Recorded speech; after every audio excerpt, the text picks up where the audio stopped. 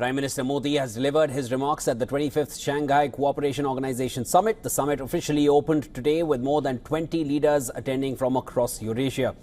Earlier, Prime Minister Modi arrived at the SCO Summit venue accompanied by National Security Advisor of India Ajit Doval, Foreign Secretary Vikram Misri, and Prime Minister Modi was welcomed at the summit by Chinese President Xi Jinping and was joined by Russian President Vladimir Putin. The three leaders, they shook hands and shared a conversation before heading on stage for the group photograph.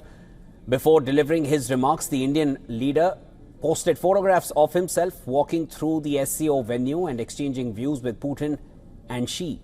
Prime Minister Modi also posted photographs of himself greeting and hugging Putin. Now, President Xi Jinping, in his opening remarks, said that the SCO had grown into the world's largest regional organization. He added that with the participation of 26 countries, cooperation covering over 50 areas and combined with an economic output of nearly 30 trillion US dollars, the SCO's international influence and appeal was increasing day by day. Now, this is Prime Minister Modi's first visit to China in over 7 years and the first since the Galwan Valley clash in 2020. He was formally received by the Chinese President Xi Jinping, followed by significant bilateral talks which took place yesterday. After a keenly watched bilateral meeting with Xi Jinping, Prime Minister Modi said both leaders had a fruitful meeting and that India stressed on peace, stability and a mutually acceptable resolution of the boundary question. President Xi Jinping has said achieving a dragon-elephant dance is the right choice for both India and China.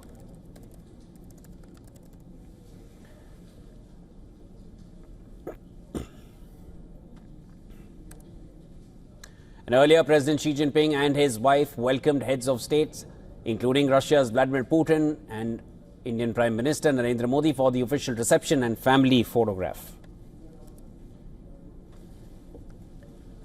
All right, I'll now cut across to our Assistant Editor for Foreign Affairs, Siddhant Sibal. He's there in Tianjin, where the summit is taking place. Siddhant, the statements, of course, they've come in from the Chinese leader. Give us your take on what more you've gathered on ground. Well, after the Chinese leader, we also saw other leaders, including the Indian Prime Minister, addressing the SCO Summit. We're now waiting for more details because the comments were not essentially open to the public other than the host. That has been the protocol in the past as well, where the only host comments are given public telecast. We do, of course, expect the Indian side to release the transcript or perhaps the talking points at the summit made by the Indian Prime Minister. But rest assured of that, since in the past, consecutively, India has highlighted the issue of cross-border terrorism, on the issue of connectivity, on the issue of regional cooperation. They will be also part of the big conversation at the SCO Summit. It really looks today like all roads lead to Tianjin, as 20 world leaders have gathered here for the summit, and focus also remains on economic cooperation and economic security in the backdrop of Donald Trump's tariffs. Almost all these countries who are here at the Tianjin SCO Summit are members of the Global South. They have been impacted majorly because of the various conflicts, and Donald Trump's tariffs add salt to the wound in many ways. So essentially, this is the summit that will be closely watched in the West, especially by White House, which has been at loggerheads with several countries, but of course with India as well. They used to call India-US relationship most consequential relationship, but that is not the case. If you look at the commentary coming out, in fact, comment coming from Donald Trump's trade advisor just this morning, a lot of anti-India remarks in many ways have not gone down well here when it comes to the Indian camp.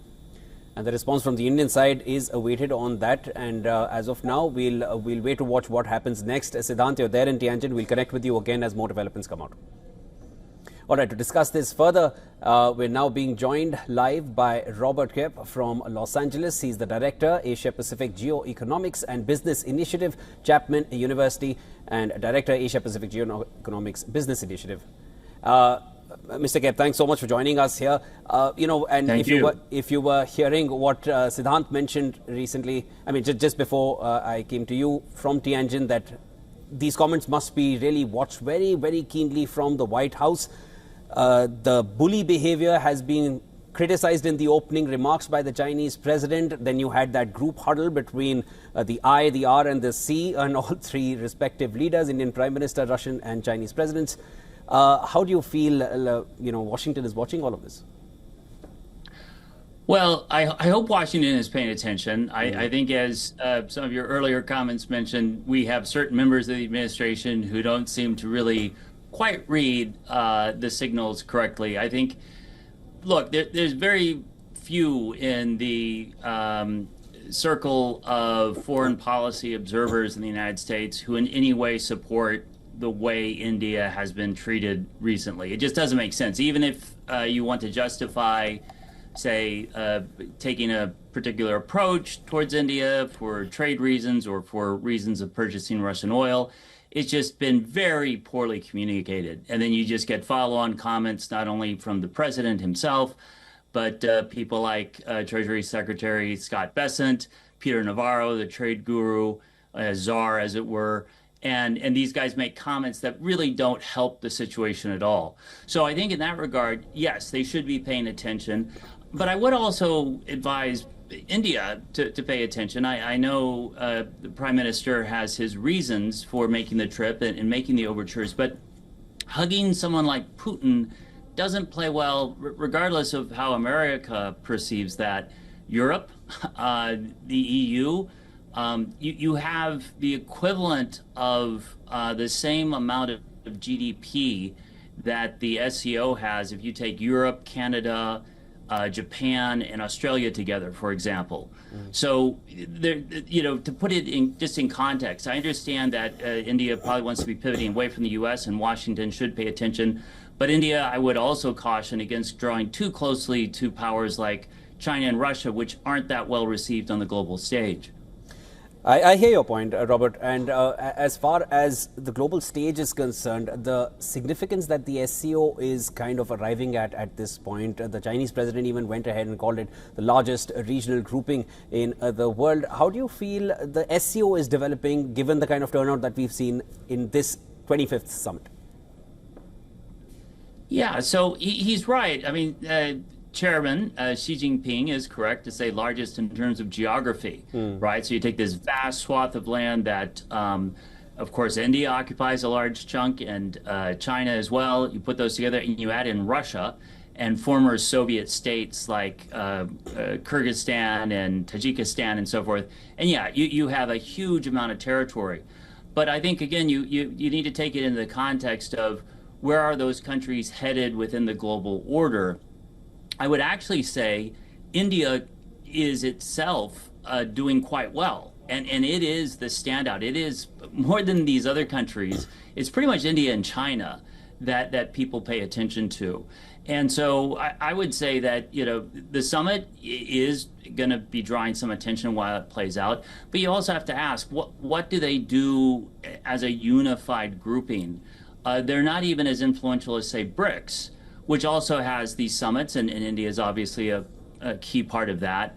But I think if India is looking to make an influence, it doesn't really need these other groupings so much as it needs to continue to think how to deal with countries like the United States under this administration. Undeniably, it's challenged.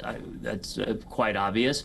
But at the same time, when you look at India's presence around the world, not only because of its growing economy, look at the Indian diaspora. And you don't see people like Sundar Pichai running Huawei in China. He runs Microsoft in the United States. The diaspora is very present in Europe, the UK in particular, Canada as well. So ASEAN countries. So India is really big, and big in a way that goes beyond almost all the other countries with the exception of China in the SCO. And I think, the more India can kind of come into its own, and yes, it needs to deal with, when there's a hostile administration, say, in certain regards from Washington, to deal with that. But at the same time, not to give up on the opportunities that go beyond some of these groupings that really don't have a very positive impact, I would say, globally. That's not to put down the global south or other countries and their potential. But you have to understand the SCO is also, member Iran. So it's not really in that I leading position. I hear your point. Let me just come back to the point that you mentioned regarding, the US and India ties, which was at least one point not too long ago considered one of the most consequential relationships. As of now, that seems like a very questionable thing to say anymore. But at this point, how do you see these comments which keep coming in from the trade advisor, Peter Navarro? There was recently the comments which came in and what has just recently come out today, mentioning, and it clearly represents some kind of, it has clearly irked the US when it comes to, why India is going towards Russia and China. But Russia has been a historical tie-up with India. So how do you see those comments coming in when that clearly US would also want to keep that relationship alive and only grow further with India? Yeah. So Peter Navarro is an odd sort of person to make comments like this. Obviously, a bigger purchaser of Russian oil. If we're just talking about, India and the allegation that India is an enabler of Russia. First of all, India buys at a price and procures oil from Russia that it then sells to the West, and also buys at a price that the EU and the US agreed to when imposing sanctions on Russia. In fact, they intentionally kept Russian oil cheap. That then was allowed to help power India's economy, and that was totally understood. And although it hasn't been something that these Western democracies necessarily support, they haven't had an issue with it until recently.